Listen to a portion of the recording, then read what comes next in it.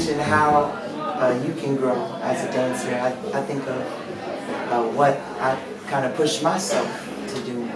And I would say since I've started dancing these last 23 years, I found a joy for practice. Having a daily routine has really been helpful in allowing me to sustain a joy and I guess focusing on my weaknesses on a daily basis and how they change has been inspiring me in a way that I have many hours of detail to kind of explore and share. So I feel like after looking towards the old timers that created the dances that I love and seeing the standard that has been set by them, I feel that I have so much work to do, and the standard has already been set. So, in all honesty, when I'm interested in moving forward as a dancer, I look back to see who created and who choreographed and who improvised and who blended the two and who also sang, who also juggled, who also juggled fire and etc.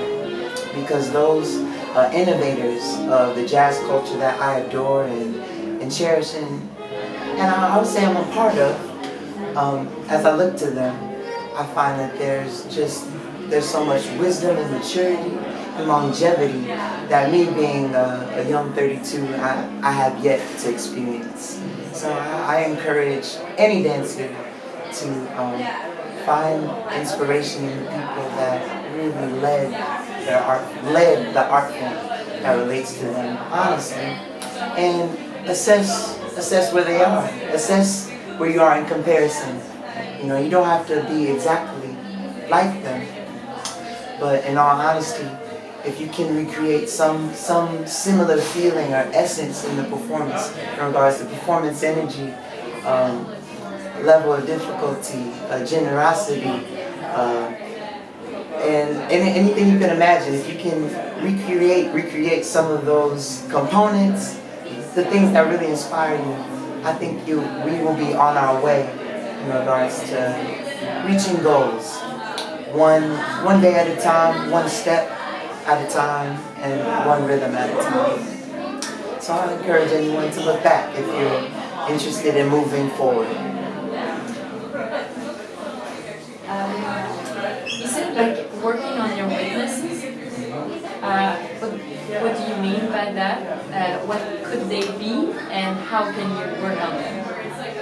What could our weaknesses be? I think if you're a part of the jazz culture and you've maybe taken classes from someone, you've often sought help from people that are better than you. They often might have some type of technical advantage, or maybe it's experience because of, maybe it's performance experience, but there was something that you saw in them that you probably didn't have at a moment. That's one potential weakness. And also, as you try and reach the goals that maybe this teacher or friend or mentor has shared with you, you may come across some other small imperfections or just things that you're interested in improving. It's okay to assess that, okay, in this performance, yesterday, I was off time a little bit here in this area. Maybe I need to learn how to work this step a little bit more so that I'm consistent with my timing. Maybe I was off balance when I tried this one gesture. Maybe I need to strengthen my left side a little bit more so that I can maintain my balance in a way that I've never done before, or in a way that I failed to do even just yesterday. So when I think about weaknesses, I think about small things that are within reach in regards to being changed. Not things that are overly overwhelming. Things that represent a forward motion in regards to achieving goals on a daily basis. Can you tell us just a little bit about your daily routine that you mentioned? My daily routine, it varies, but it often involves playing some saxophone, doing some singing, doing some dancing, some tap dancing in particular, and finding a way to stretch and rehab after all the work is done. So that's kind of what my artistic day is like. And some days I may be practicing 5 minutes, and some days I may be practicing 5, 6 hours, maybe even the better part of the day, more than half of the day. Rotating from item to item, but still consistent work. So, in all honesty, I have to focus my time based off of the work that is upcoming.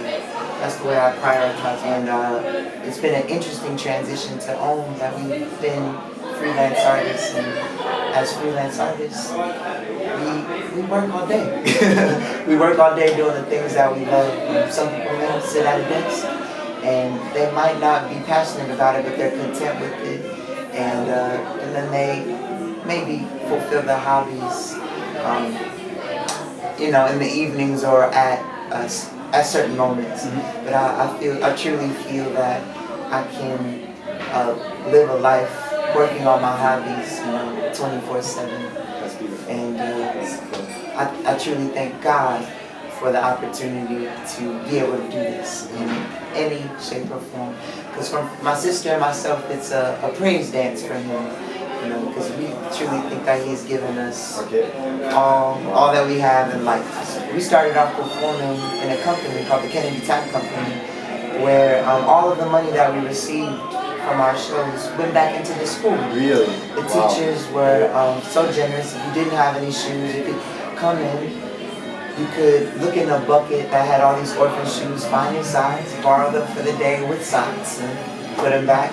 And as well, if you didn't have money to take class, you could also, come as much as you needed. So to be a part of a company that was really built on generosity, and to start in that school, TAP was always it was a special thing. It was a special thing for us, and one that there was no dollar amount associated with that action, that activity. Thank you so much for it. That's a lot. Wow. Elise and Timothy, thank you very much.